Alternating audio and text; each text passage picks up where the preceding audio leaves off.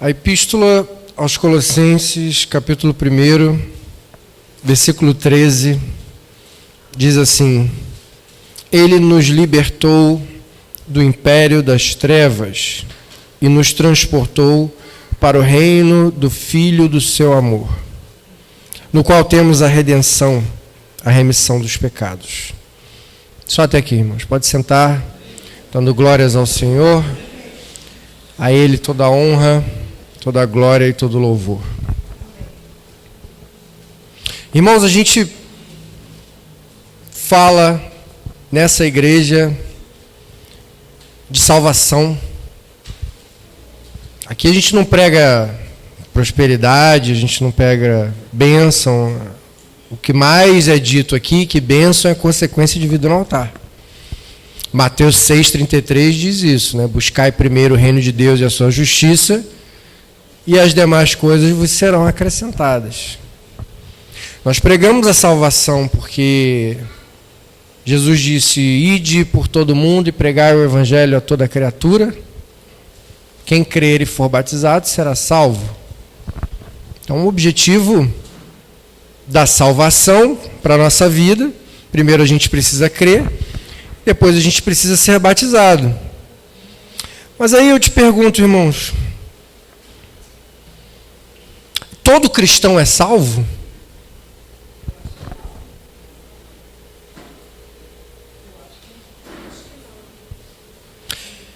Alguns acham que não, outros acham que sim. Eu vou afirmar uma coisa: todo cristão é salvo. Mas eu vou perguntar outra coisa para o irmão: você é cristão?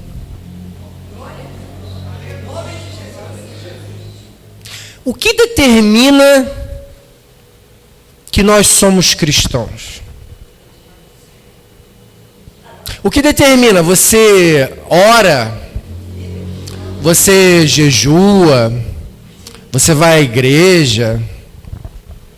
Então, pelo fato de você orar, jejuar, ler a Bíblia, louvar e ir à igreja, então isso determina que você é um cristão?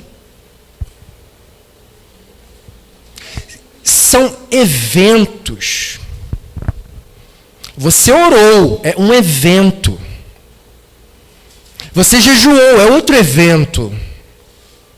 Tem dia que você não ora.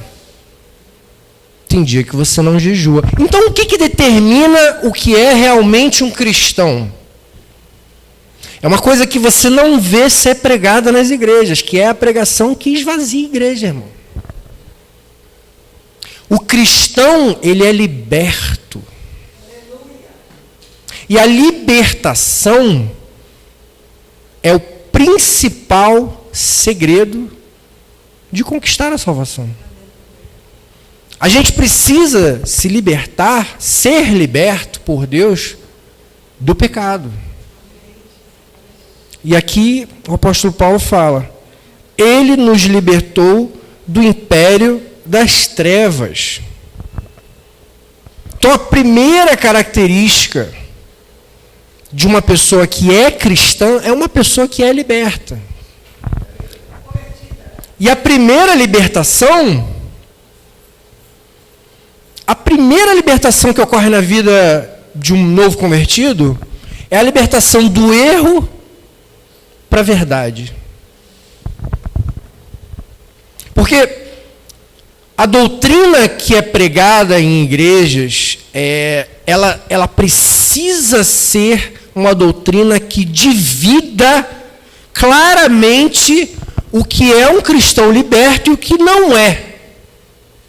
Porque a coisa, creia, irmãos, a coisa mais mortal que existe na igreja é um cristão achar que ele está liberto e ele não está. Porque ele vai achar que está no caminho certo da salvação e não está. Porque Deus não tolera o pecado. E não tem pecadinho e pecadão.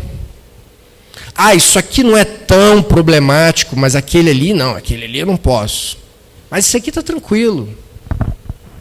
Eu posso mentir um pouquinho. Eu posso falar mal de não sei quem. Eu posso ter uma discussãozinha ali na rua. Eu posso guardar rancor. Pecado é pecado. E pecado tira a salvação do cristão. E é o que a Bíblia diz. E se a Bíblia é a verdade, a primeira libertação que o cristão tem que sofrer é do erro para a verdade. Em Efésios capítulo 5, versículo 8 diz: pois outrora erais trevas, porém agora sois luz no Senhor. Andai como filhos da luz. Ou seja, as trevas são associadas aos erros. E a luz é associada à verdade. A primeira coisa que Deus colocou na terra, na criação. No princípio criou Deus os céus e a terra. E a terra era sem forma e vazia. E havia trevas sobre a face do abismo. E o Espírito de Deus parava sobre a face das águas. E disse Deus: haja luz. Viu Deus que a luz era boa. Chamou a luz de dia e as trevas de noite. Houve tarde e manhã, o primeiro dia. A primeira coisa criada por Deus foi a luz, para haver dissensão entre o erro e a verdade. E essa é a primeira dissensão que o cristão tem que fazer. Enquanto o cristão não tomar como verdade absoluta a palavra de Deus, a Bíblia, a libertação ela não ocorre. Talvez até o princípio da fé, porque no meu caso foi isso que aconteceu. A minha fé, ela surgiu de uma maneira, talvez imparável, se houver essa palavra, através da descoberta da verdade que há na Bíblia. E as igrejas hoje, elas estão muito adaptando o evangelho ao mundo. Porque, irmãos, o maior problema do mundo é a Bíblia. Se não tivesse Bíblia, a gente não ia ter discussão sobre crimes, sobre contendas, fornicação, bebedeira, traição, luxúria, glutonarias, né, homossexualismo, pedofilia. Não haveria esse tipo de discussão. Então, para o mundo, o grande problema do mundo é a Bíblia. Agora, para nós, irmãos, se isso aqui for um problema, aí o cristão tem que rever os seus conceitos. Porque não tem como você crer em metade da Bíblia e outra metade não. Não tem como você achar que um pedaço dela é verdadeiro e outro pedaço não é. Não tem como você passar por um livro e falar, não, aqui está legal, não, mas aquele outro ele é muito fantasia, né? Irmãos, Moisés tocou na água com a vara, o mar abriu. E qual é a dificuldade de entender isso? Quer subir para a glória, morar na glória de Deus e não quer acreditar que o mar abriu? Então, a libertação do pecado, ela tem início na libertação do erro para a verdade. Como que o cristão vai se libertar do pecado se ele não crê na Bíblia? A igreja precisa ser clara em pregar o que é verdade e o que não é. Na segunda epístola de João, que só tem um capítulo, no versículo 9 diz: todo aquele que ultrapassa a doutrina de Cristo e nela não permanece, não tem Deus. A maior vitória, irmãos, de Satanás é que o crente acredite naquilo que está errado. Ele não está nem aí para você estar fazendo, você está na igreja, se você não está. Contanto que você acredite naquilo que está errado. Se você acredita em doutrinas erradas, porque todo aquele que ultrapassa a doutrina de Cristo e nela não permanece, não tem Deus. O que permanece na doutrina, esse tem tanto o Pai como o Filho. E aí em Colossenses diz que Jesus nos libertou do império das trevas, Deus nos libertou do império das trevas e nos transportou para o reino do Filho do seu amor, o qual temos redenção, a remissão dos pecados. Nós temos a redenção e a remissão dos pecados pelo sacrifício que Jesus fez na cruz por nós. Mas a libertação, irmãos, ela é um atributo da salvação que ela precisa ser vivenciada. Tem vários atributos da salvação que você ganha por legalidade. Quando você se converte, você busca a Deus, você é justificado. Você é reconciliado. Você é adotado por Deus, como filho de Deus. Você tem redenção. Mas todos isso, você recebe por legalidade. Alguns outros atributos você precisa vivenciar. Você precisa de uma nova vida. Você precisa renascer. Você precisa se santificar. E você precisa de libertação dos pecados. E esses atributos da salvação, eles precisam ser vivenciados. Porque sem a libertação dos pecados, nós não vamos atingir a salvação. Em Romanos, capítulo 6, diz assim: que diremos, pois? Permaneceremos no pecado para que seja a graça mais abundante? Porque antes, Paulo disse no capítulo 5, versículo 20, na segunda parte, diz: mas onde abundou o pecado, superabundou a graça. E aí o capítulo 6, o título do capítulo 6 diz: livres do pecado pela graça. Então o cristão, ele precisa atingir a libertação dos pecados. Não adianta a gente pregar aqui sobre salvação, sobre o que tem no céu, o que nos aguarda quando nós formos arrebatados ou formos salvos.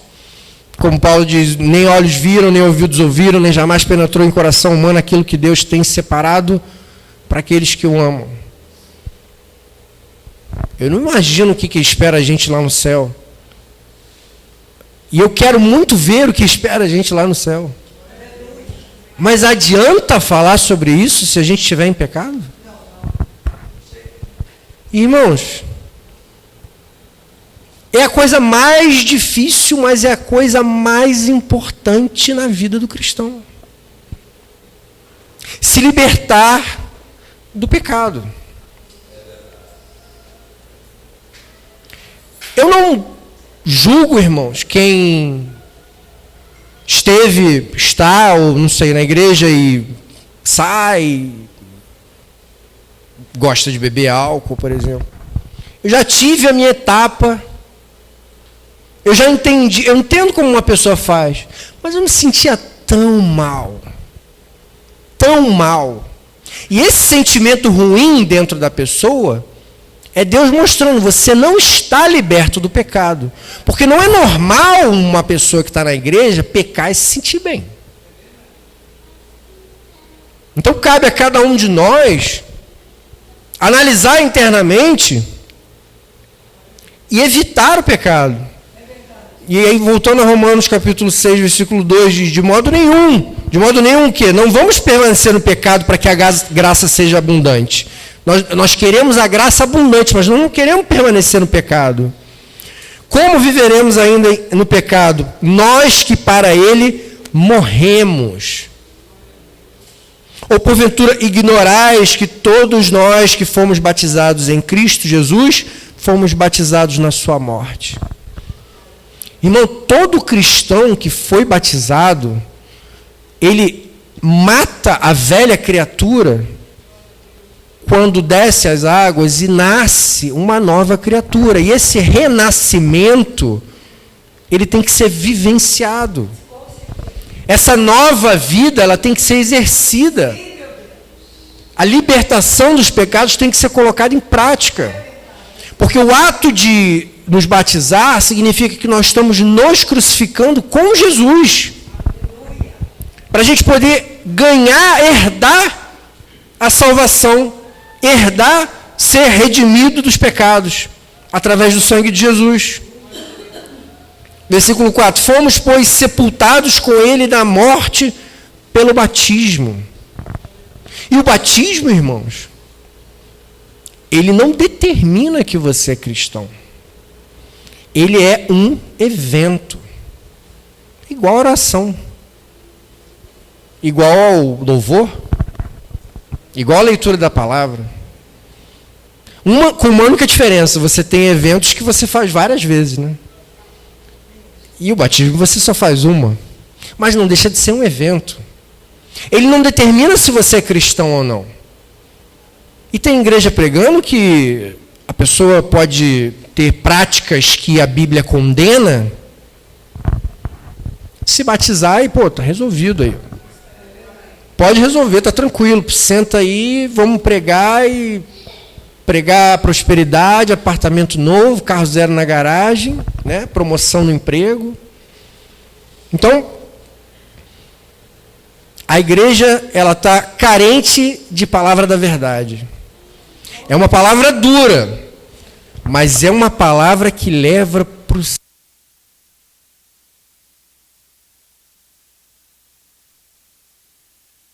É uma palavra que leva para o céu. E é para onde nós queremos ir. Nós queremos ser salvos, então a gente tem que se afastar do pecado. Pois fomos sepultados com ele na morte pelo batismo, para que como Cristo foi ressuscitado dentre os mortos pela glória do Pai, assim também andemos nós em novidade de vida. Da mesma maneira que Jesus ressuscitou após o batismo para ir para a glória de Deus, nós temos que nascer de novo no batismo para uma nova vida com Deus. E a gente não pode deixar o pecado andar na nossa vida. Porque se formos unidos com ele na semelhança da sua morte, certamente seremos também na semelhança da sua ressurreição.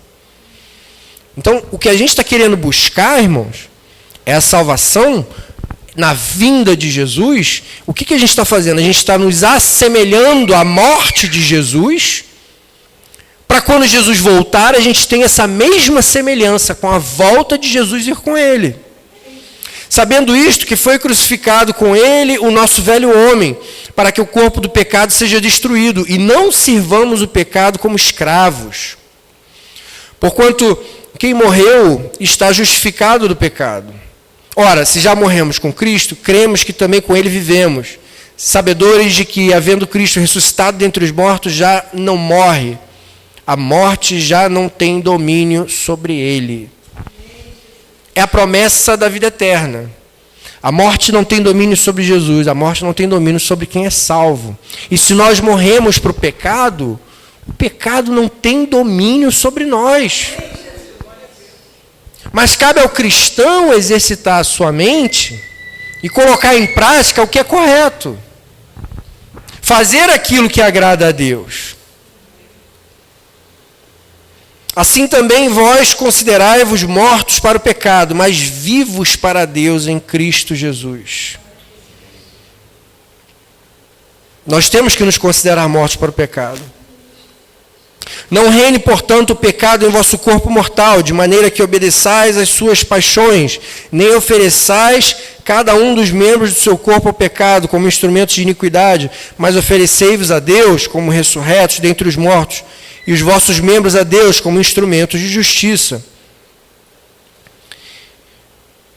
Ressaltando o que diz o versículo 12: não reine, portanto, o pecado em vosso corpo mortal, de maneira que não obedeçais às suas paixões, ou seja, não deixe que o pecado reine no seu corpo, de maneira que você esteja obedecendo aos seus instintos, às suas vontades, aos seus desejos.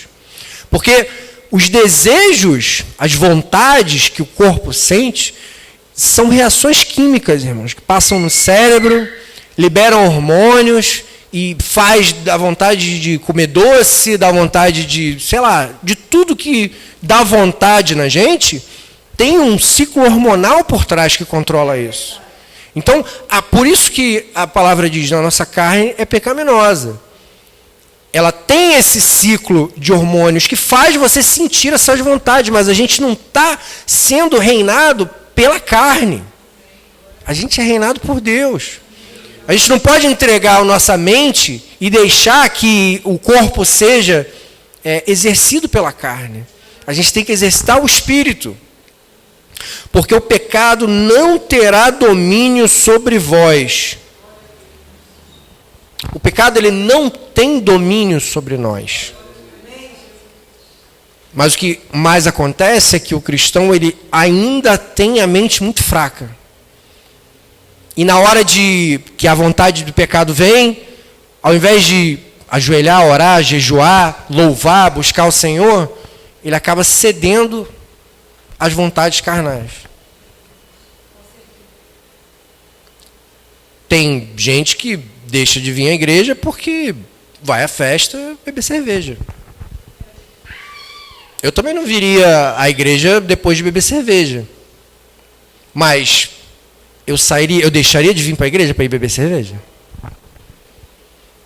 É tudo uma questão de prioridades. Tem gente que barganha com o tempo. Acha que, Jesus não vai voltar amanhã, então eu ainda posso dar uma curtida. Entendeu? Não vai ser semana que vem, então eu posso continuar um pouquinho, não preciso parar de beber agora, né? Só que, irmãos, o tempo é de Deus. Você não sabe se você atravessar a rua amanhã. Você não sabe se amanhã você tem um infarto. Tem tanta gente tendo infarto hoje em dia. Então, se a gente não sabe o dia de amanhã, por que essas pessoas continuam barganhando com o tempo? Por que essas pessoas não procuram, ao invés de pensar, não, Jesus não vai voltar amanhã, eu posso curtir um churrasco mais uma vez? Por que ele não pensa, se Jesus voltar amanhã, ou se eu morrer amanhã, não é melhor eu me consertar com Deus? Porque não adianta, irmãos, buscar a salvação sem ser liberto. Não adianta você achar que vai ser salvo se não há libertação na nossa vida. Porque o pecado é para a morte. Mas nós não estamos debaixo da lei. Nós estamos debaixo da graça de Deus. E por isso o pecado não tem poder sobre vocês, sobre nós. Se ele não tem poder sobre nós, quando nós pecamos, creia, irmãos, é uma opção nossa. A culpa é nossa. O pecado não tem domínio sobre nós. E quando nós pecamos, nós permitimos que o pecado domine sobre nós. Então, irmãos, nós temos que buscar a libertação, porque sem a libertação não há salvação. Feche seus olhos, eu quero orar por você. Espírito Santo de Deus. Senhor, é muito difícil, Senhor. É muito difícil buscar a perfeição, a santificação, ainda mais sabendo, meu Deus, que a salvação virá através da libertação dos pecados. Então eu te peço, Senhor, ajuda-nos, dá-nos força, fortalece a nossa mente, deixa-nos cada vez mais aos seus pés, dá-nos mais conhecimento da tua palavra, Senhor. Mostra-nos a tua verdade, dai-nos, Senhor, a honra de ter a tua presença em nossas casas, na nossa mente. Livra-nos, Senhor, de todo pecado e tira, meu Deus, da nossa mente qualquer vontade, qualquer pensamento, tudo aquilo que não te agrada e não tem a ver, meu Deus, com a pregação do Evangelho. Tira das nossas vidas, Senhor. Fortalece as nossas mentes em te buscar cada vez mais, Senhor, em nome de Jesus. Amém. Deus abençoe a igreja, em nome de Jesus.